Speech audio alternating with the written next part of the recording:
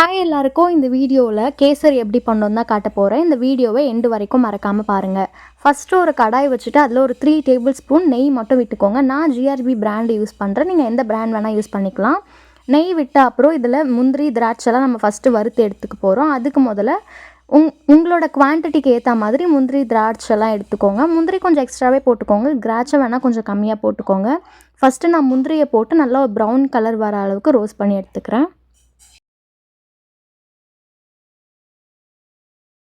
நெய் ரொம்ப ஹீட் பண்ணிடாதீங்க. அப்படி ஹீட் பண்ணிட்டிங்கன்னா முந்திரி போடும்போது சீக்கிரத்தை தீஞ்சிடும், உள்ளெல்லாம் கொஞ்சம் க்ரன்ச்சி ஆகாது. ஸோ அதனால் ஸ்லோவாகவே வச்சு அது ஸ்லோவாகவே நெய்யில் அந்த முந்திரியெல்லாம் ரோஸ்ட் பண்ணிக்கோங்க. ஃபஸ்ட்டு முந்திரி ரோஸ்ட் பண்ணி எடுத்த அப்புறம் திராட்சை ரோஸ்ட் பண்ணிக்கலாம். நான் நெய் அந்த கடாயில் போட்ட அப்புறம் ரொம்ப நேரம் அது காய விட்டனால நான் முந்திரியை போட்ட உடனே டக்குன்னு அவுட்டர் லேயர்லாம் கலர் சேஞ்ச் ஆகிடுச்சு. அதனால் உள்ளே கொஞ்சம் ஒரு மாதிரி சாகியாக இருந்த மாதிரி தான் இருந்தது. அதனால் நீங்கள் ஸ்லோலே நெய் போட்ட அப்புறம் ஸ்லோலே வச்சு இந்த முந்திரியெல்லாம் போட்டு பொறுமையாக ரோஸ்ட் பண்ணி எடுத்துக்கோங்க. நான் போட்ட ஒரு 10 செகண்ட்லேயே டக்குன்னு எடுத்துட்டேன். ஏன்னா இது ரொம்ப தீரா மாதிரி ஆகுறனால நான் டக்குன்னு எடுத்துட்டேன். நெக்ஸ்ட்டாக நான் திராட்சை தான் வறுத்து எடுத்துக்கிட்டேன்.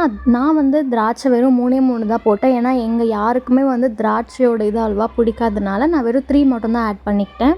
அதுவும் இந்த மாதிரி ஸ்லோலி நெய் வச்சு அந்த திராட்சை கொஞ்சம் கலர் சேஞ்ச் ஆகிற மாதிரி இந்த வீடியோவில் காட்டுற மாதிரி ரோஸ்ட் பண்ணி டக்குன்னு எடுத்துருங்க. நெக்ஸ்ட்டு இந்த திராட்சையெல்லாம் எடுத்த உடனே நான் ரவையை தான் ரோஸ்ட் பண்ணி எடுத்துக்கிட்டேன். ரவை நம்ம எவ்வளோ ரோஸ்ட் பண்ணுறோமோ அவ்வளோத்துக்கு அவ்வளோ டேஸ்ட்டு நல்லாயிருக்கும். ஸோ அதனால் ஸ்லோ ஃப்ளேம்லேயே வச்சு பொறுமையாக ரோஸ்ட் பண்ணி எடுத்துக்கோங்க, ஒரு 5 to 7 minutes வரைக்கும். நான் ரவை ஒரு 3/4 டம்ளர் எடுத்துக்கிட்டேன். இது ரேஷியோ என்னென்னா, 1 டம்ளர் ரவை எடுத்தோன்னா 3 டம்ளர் தண்ணி. நான் எக்ஸ்ட்ரா ஒரு 1/2 டம்ளரே வச்சுடுவேன். அப்படி பார்த்திங்கன்னா 1 டம்ளர் ரவைக்கு 3 டம்ளர் தண்ணி.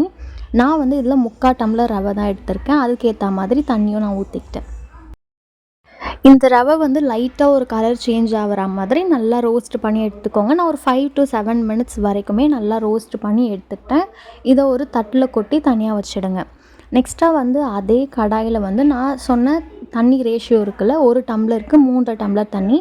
அதே மாதிரி நான் 3/4 டம்ளருக்கு ஊற்றிக்கிட்டேன் தண்ணி. இந்த தண்ணியை ஊற்றி நல்லா கொதிக்க விடணும். தண்ணி ஊற்றி நல்லா கொஞ்சம் கொதி வர்றதுக்கு முன்னாடியே கொஞ்சமாக ஒரு பிஞ்ச் அளவுக்கு உப்பு ஆட் பண்ணிக்கோங்க அந்த கொதிக்கிற தண்ணியிலே. ஏன்னா நம்ம ரவையெல்லாம் போட்ட அப்புறம் இந்த மாதிரி உப்பு போட்டோன்னா அது நல்லா எல்லா இடத்துலையும் ஸ்ப்ரெட் ஆகாது. ஸோ அதனால் இப்போயே ஆட் பண்ணிக்கோங்க, இந்த கொதிக்கும் போதே ஆட் பண்ணிக்கோங்க. இப்போ நான் வீடியோவில் காட்டுறேன் இல்லையா, இந்த டைம்லேயே உப்பு ஒரு பிஞ்ச் அளவுக்கு ஆட் பண்ணால் போதும். நெக்ஸ்ட்டு ஸ்டெப்பாக என்ன பண்ணணும்னா, நம்ம வறுத்து வச்சுருக்கோம்ல ரவை, அதை ஃபுல்லாக ஆட் பண்ணிவிட்டு நல்லா ஸ்லோ ஃப்ளேமில் வச்சுக்கோங்க. ஃபுல் ஸ்லோ ஃப்ளேமில் வச்சுட்டு நல்லா கலரி விட்டுட்டே இருங்க. அது சீக்கிரத்துலேயே கட்டி ஆகிடும். ஸோ அதனால் ஃபுல் ஸ்லோ ஃப்ளேம்லேயே வச்சுக்கோங்க.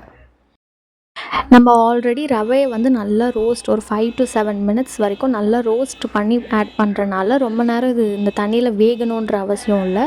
ஸோ அதனால் கொஞ்சம் இதுக்கப்புறம் ஒரு மீடியம் ஃப்ளேமில் வச்சு லைட்டாக கலக்கிட்டே இருங்க. அது கொஞ்சம் தெறிக்கும். ஸோ அதனால் கொஞ்சம் கை பத்திரமா வச்சு கலக்குங்க.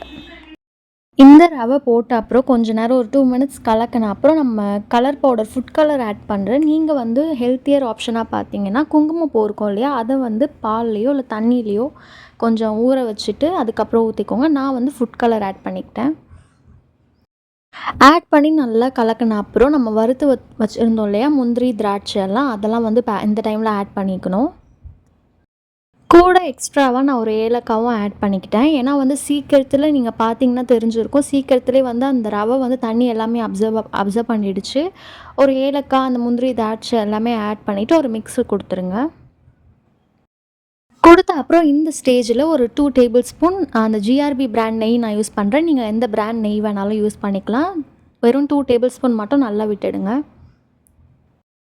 இதெல்லாம் பண்ணும்போது ஸ்டவ் ஃபுல் ஸ்லோ ஃப்ளேம்லேயே இருக்கணும். வெறும் அந்த ரவையை போட்டதுலேருந்தே ஒரு ஃபுல் ஸ்லோ ஃப்ளேமில் இருக்கணும். நடுவில் வேணால் கொஞ்சம் மீடியம் ஃப்ளேம் வச்சுட்டு ஒட்டு மொத்தமாகவே ஃபுல் ஸ்லோ ஃப்ளேம்லேயே வச்சு குக் பண்ணுங்கள். ஏன்னா சீக்கிரத்துலேயே ரவை அந்த தண்ணியெல்லாம் அப்சர்வ் பண்ணிவிடும். ஸோ அதனால் ஸ்லோ ஃப்ளேம்லேயே இருக்கட்டும். இப்போயுமே நான் அந்த 2 டேபிள் ஸ்பூன் நெய் ஆட் பண்ணிவிட்டு அப்படியே கொஞ்சம் ஸ்லோ ஃப்ளேம்லேயே கொஞ்சம் நேரத்துக்கு விட்டு இருந்தேன். ஏன்னா அந்த நெய் எல்லாமே ஃபுல்லாக அப்சர்வ் ஆகணும் அப்படின்றதுக்காக. நெக்ஸ்ட்டு ஸ்டெப்பாக வந்து சுகர் தான் ஆட் பண்ண போகிறோம். நான் ஆல்ரெடி தண்ணியோட ரேஷியோ சொல்லியிருந்தேன். 1 டம்ளர் ரவைக்கு 3 டம்ளர் தண்ணி விடணும். அதே மாதிரி 1 டம்ளர் ரவைக்கு 1½ டம்ளர் சுகர் ஆட் பண்ணிக்கணும்.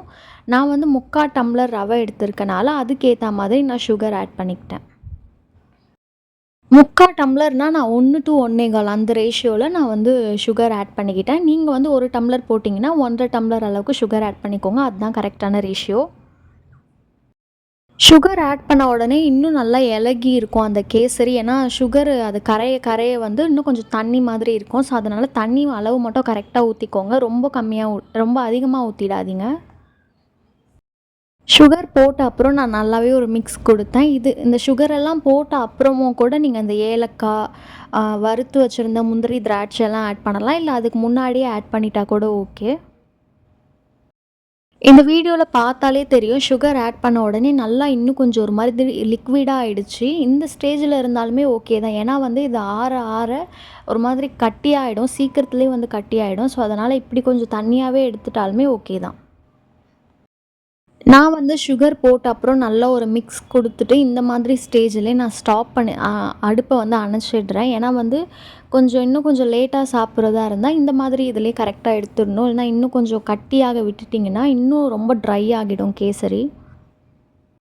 கேசரியில் நிறைய வேரியண்ட் இருக்குது. அதில் ஒன்றா வந்து பைனாப்பிள் கேசரி. அதுவுமே மோஸ்ட்டாக எல்லாரோட ஃபேவரட்டுமே. பைனாப்பிள் கேசரிக்கு நம்ம ஒன்று அரைச்சி அதை ஆட் பண்ணலாம். இன்னொன்று வந்து குட்டி குட்டியாக ரொம்ப சின்ன சின்னதாக சாப் பண்ணி அதை நெய்யில் வந்து ரோஸ்ட் பண்ணி அந்த மாதிரியும் செய்யலாம். பைனாப்பிள் கேசரியோட ரெசிபி வேணும்னா கமெண்ட்டில் கேளுங்க. நான் கண்டிப்பாக அதுக்கான ஃபுல் வீடியோ அப்லோட் பண்ணுறேன். அவ்வளோதான் நம்மளோட கேசரி ரெடி. இந்த ஸ்டேஜில் நீங்கள் ஆஃப் பண்ணிட்டீங்கன்னா கரெக்டாக இருக்கும். ரொம்பவும் கெட்டியாக்கி விட்டுறாதீங்க. இதை ஆஃப் பண்ணி சர்வ் பண்ணிட்டீங்கன்னா சூப்பரான கேசரி ரெடி. இந்த வீடியோ பிடிச்சிருந்தா சப்ஸ்கிரைப் பண்ணி சப்போர்ட் பண்ணுங்கள். வேறு ஏதாவது ரெசிபி பண்ணி காட்டணுன்னா அதுவுமே கமெண்ட்டில் கேளுங்க. கண்டிப்பாக அதுக்கான ஃபுல் வீடியோ நான் அப்லோட் பண்ணுறேன். தேங்க்யூ ஃபார் வாட்சிங்.